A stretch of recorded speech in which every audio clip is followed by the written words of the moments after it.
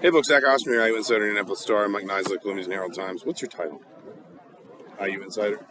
No, just reporter. Okay. Sports reporter. We'll find something better. Hey man, it's Christmas. Indiana 83, North Alabama 66. The first one of these Indiana's had this year. I think it probably came at a good time. They were supposed to win this game comfortably, although I guess, there'd become some doubts who crept into the bettors' minds about that. But this is the way this sort of game was supposed to go. I think the talking points will be Malik Reneau, 25 points, Trey Galloway, 9 assists, obviously 12 of 24 from 3. But just generally, I think if you're Indiana, the most baseline thing you can be encouraged by is the fact that you were supposed to win this game comfortably, and you did. Yeah, and I mean, you maybe wanted to save some of those shots for another game, but it was most three-pointers since they faced North Alabama in 2020, December 9th. So obviously it's been a minute, most of the Mike Woodson era. Galloway I thought was kind of a story just because really effective kind of run the offense. Gabe Cupps went out to the bench because he had 2 early fouls in the first 4 minutes. Galloway played 18 minutes in the first half. Second half, he kind of set the table. A bunch of alley-oops, forced North Alabama to call an early timeout, had a career-high 9 assists. Thought he was really effective kind of running things for them tonight. Got them going when they weren't hitting those threes. I think the other encouraging thing is 8 different players hit a three? Obviously, you're not going to get 4 of 4 from Malik Reneau every night, but if you get 7, 8 different guys knocking down threes, it's more than maybe just kind of, one guy has a hot night. Right. You feel like, so I mean, one of the things Mike Woodson said, he felt like just about all the made threes were in rhythm. There was the one Malik Reneau kind of into clock three, but by and large, the threes were the product of the offense. And I think that, probably the fair point Mike Woodson has made, and I know some people have taken issue with some of what he said around three-point shooting. I think the fair point he's made is Indiana's offense has created some good looks in these first few games that just haven't gone down. Tonight they did. You need to get to a place where if you're Indiana, where at least at home, you don't have to shoot 50% every night, but more of those have to go down because you can see what it does for your offense. I didn't think Kel'el Ware played particularly well tonight. He still has 8 points on those alley-oops, in part because Indiana's suddenly stretching defenses more in transition with the threat of the three. Suddenly you can't pigeonhole Malik Reneau offensively, and again, he's not going to hit 4 threes every night, but you can see just how much easier offense becomes, and everyone knew this, but to have the numbers to back it up, offense just becomes so much easier. Well, and you think about it, they went 83-66. They hit 12 three-pointers. They hit 4. And North Alabama has 9 like they hit. This game is tighter. It looks a lot like the games they played earlier in the season.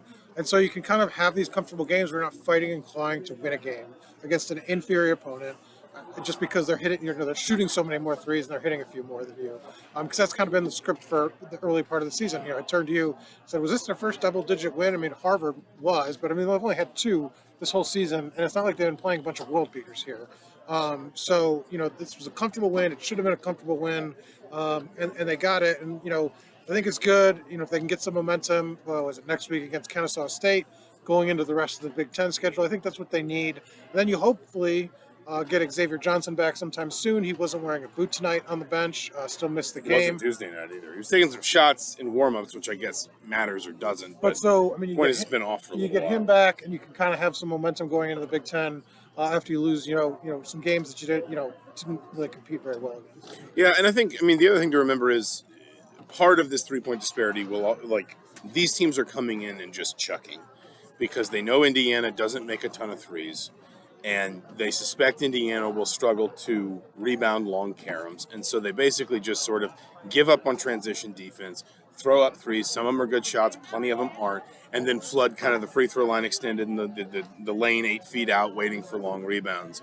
You're not going to see as much of that in Big Ten play. But on the turnabout, what you're going to see is better shooting teams. Well, possibly better shooting teams, certainly more athletic teams that aren't necessarily just going to sort of allow you to ease past them in the post, or Trey Galloway, getting into the lane as often as he did. And so, again, it's just a reminder, offense becomes so easy when you can knock down some threes. And to your point, Indiana hits 12 tonight, even if they only hit the 10, because you said it was the first time they'd gone over 10 three-pointers in 3 years or whatever.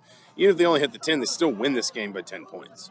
And is that a resounding victory? No. Also, to be fair, I think they sort of let up defensively late in the game, which is kind of like a thing that we've seen sometimes with Mike Woodson teams. I mean, I don't want to stretch too far, but like there are ways in which Woodson sometimes handles these games like NBA games and just sort of says once it's in hand, we can serve as much Galloway as we came out possibly with 9 can. minutes. I mean, Reneau came out at like 7 minutes. I mean, they left the bench, and then he was saying the bench was getting tired because they hadn't played that many minutes.